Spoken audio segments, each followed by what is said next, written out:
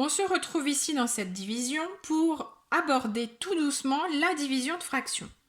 Avant de partir dans la partie pratique et donc technique, j'aimerais, via cette vidéo, que vous puissiez comprendre ce qu'il se passe. Pourquoi est-ce qu'il y a cette règle? Donc dans cette vidéo, vous allez découvrir, comprendre, je l'espère, mais ce que vous allez voir ici, ça n'est absolument pas à reproduire lorsque vous serez en exercice. Pour cet exemple, je vais donc diviser 2 tiers par 4/5.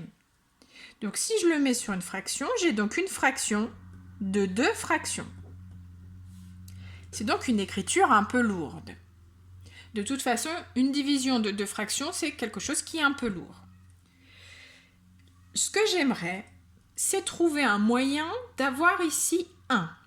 Puisque, souvenez-vous, lorsque le dénominateur c'est 1, cette partie-là, on ne l'écrit pas, elle est inutile.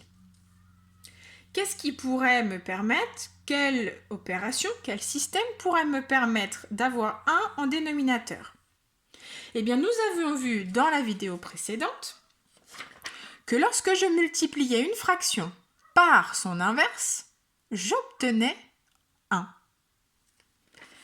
Donc, si je multiplie 4/5 par son inverse, je vais obtenir 1.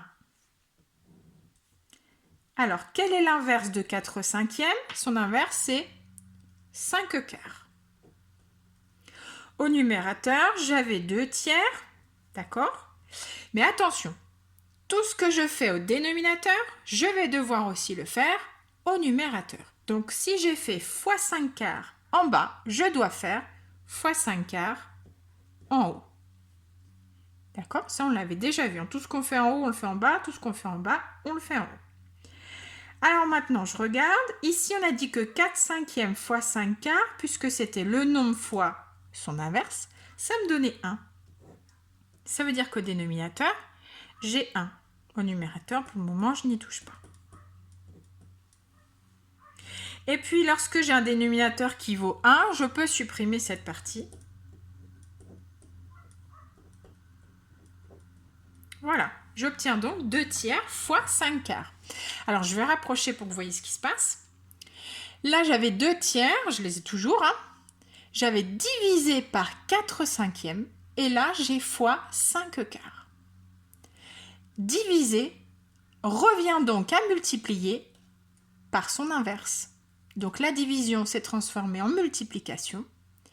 Le 4 au numérateur est passé au dénominateur et le 5 au dénominateur est passé au numérateur. J'ai donc inversé la deuxième fraction et j'ai multiplié. Donc la règle que vous avez dans le cahier de leçons, la règle que vous allez appliquer avec la vidéo suivante, elle vient d'où? Elle vient de ce système-là. Est-ce que c'est compris?